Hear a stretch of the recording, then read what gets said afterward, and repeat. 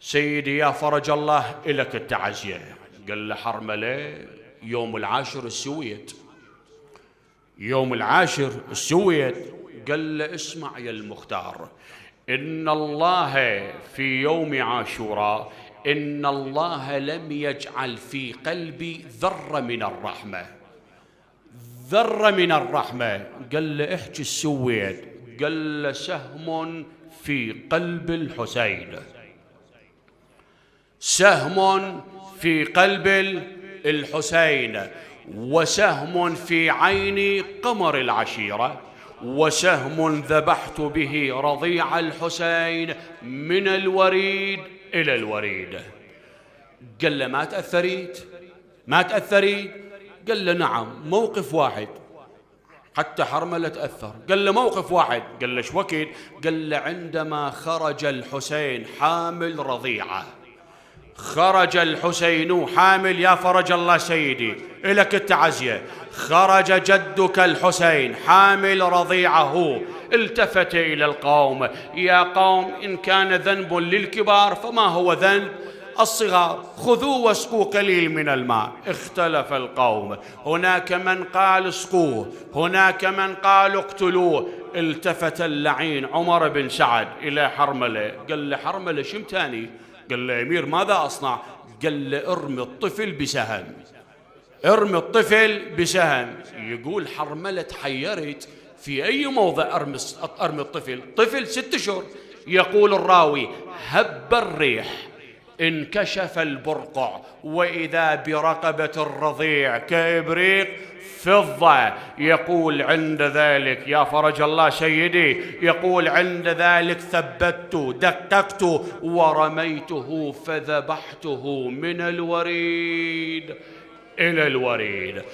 وين حرملة أثر؟ يقول عندما أحس الطفل بحرارة السهم، عندما أحس الطفل بحرارة السهم أخرج يديه من القماط واعتنق رقبة الحسين.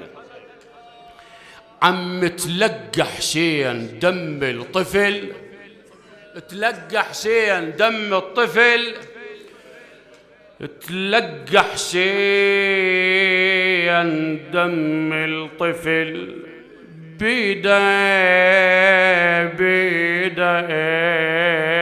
اشحال اللي يجتل بحضنه، واللي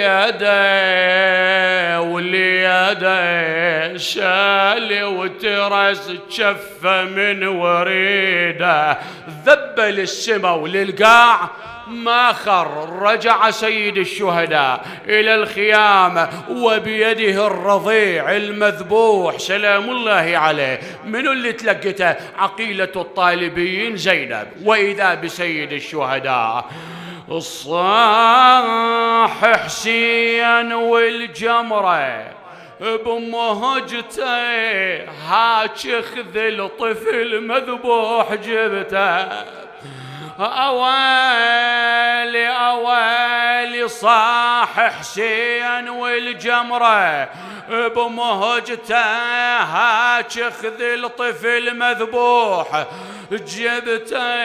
يلوع من الظما واللي ما يخذته رضيع وبالسهم صابه ورقبته.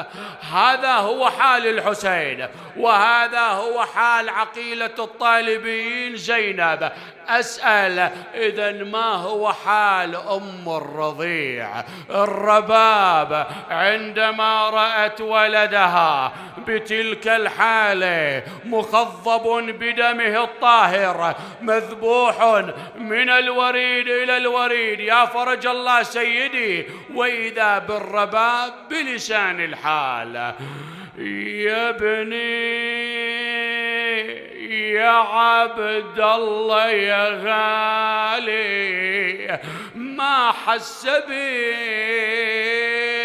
لن الليالي أدورا على يميني وشمالي يهزا بالمهد والمهد خالي، وين أهل الونة مع صاحب الزمان سيدي؟ معنا أنت في هذا المجلس ومع الرباب أم الرضيع. يا ابني يا عبد الله يا غالي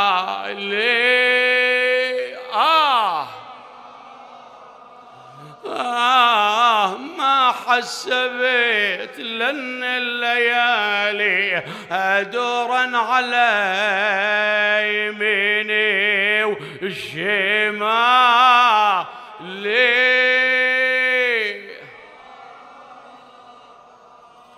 أهزا بالمهد والمهد خالي.